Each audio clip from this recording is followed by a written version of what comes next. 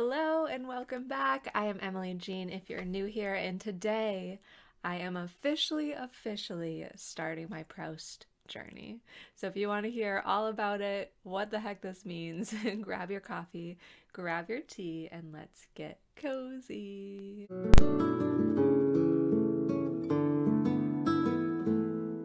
Okay, Marcel Proust. So I am going to dig into the longest book in the world. This originally started because I wanted to see what the longest book in the world was, and this came up as the Guinness Book of World Records longest book in the world.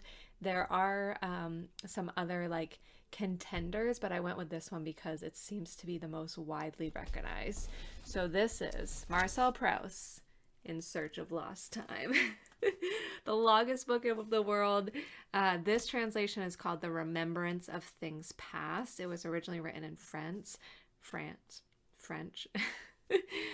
Marcel Proust was a French writer and very much so a philosopher. This In Search of Lost Time series is supposed to be like appreciating your time, living now, like a philosophy on life.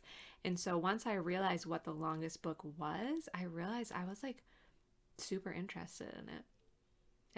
I kind of want to dedicate like a big part of my life to studying this work. And so originally I was going to read the longest book in the world in 1 month, and I was going to make a vlog out of it. But I've totally changed that. These are the 3 volumes from the library.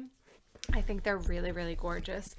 But I quickly realized that one, didn't want to rush through it.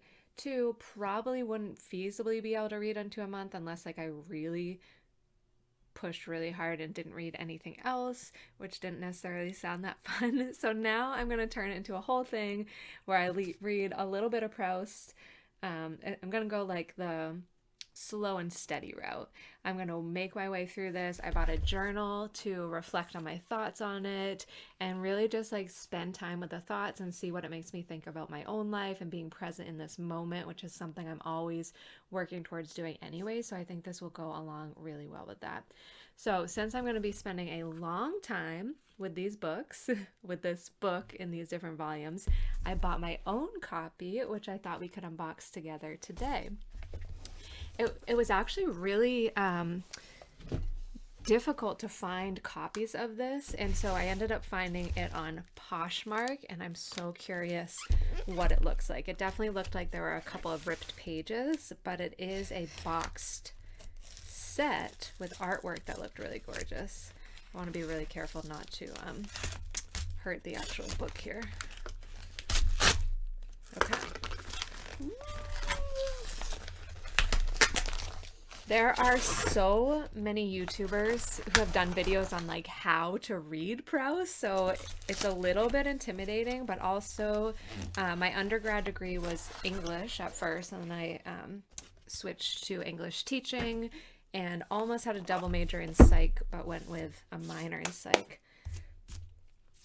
Okay, it's got like pieces of pages coming out of it. Okay, so it's in the original like cardboard.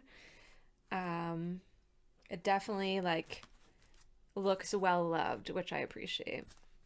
So we have, I think it looks very similar to the library ones.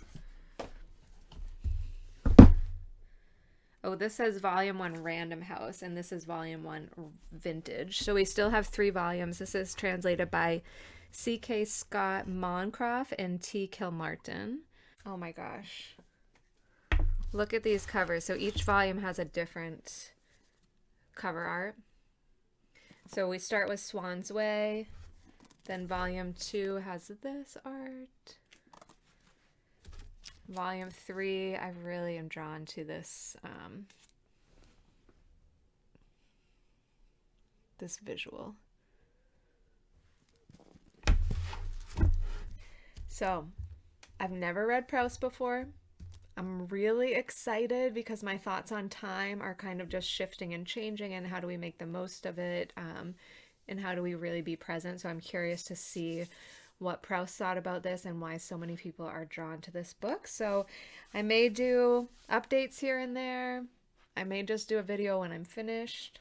I don't know, but this is a video to kick off my Proust journey. Let's read the first couple sentences of Swan's Way together. So this is the overture. For a long time I used to go to bed early. Sometimes when I had put out my candle, my eyes would close so quickly that I had not even time to say to myself, I'm falling asleep. And half an hour later, the thought that it was time to go to sleep would awaken me. I would make as if to put away the book, which I imagined was still in my hands, and to blow out the light. I had gone on thinking, while I was asleep, about what I had just been reading, but these thoughts had taken a rather peculiar turn. It seemed to me that I myself was the immediate subject of my book. A church, a quartet, the rivalry between Francois I and Charles V. This impression would persist for some moments after I awoke. It did not offend my reason, but lay like scales upon my eyes and prevented them from registering the fact that the candle was no longer burning. Okay, it definitely seems like it's going to be a lot of perusing. I mean, this is only one paragraph of a 3-volume book, so I think it ends up being like, let's see, 3,000 pages. Each book is 1,000 pages. 1,200 on this one, 1,200 on this one. So 3,400 pages in this edition. So it's only the first couple sentences of 3,000 plus pages, but I think it's going to be a lot of perusing his thoughts, reflecting on life, and just like sharing a real raw look into somebody who is self-reflecting and understanding life a little bit more. So I'm excited to dig into it. Let me know if you've gone on the Proust journey. If you do have any tips, definitely welcome to them. And I thought it was perfect to kick this off in March because one of the many, many readathons this month is March of the Mammoths. So this is certainly a mammoth that I am going to undertake, and I'm excited for it. Okay, that's it for today. Thank you so much for hanging out, and hopefully I'll see you in another video very soon. Bye, guys.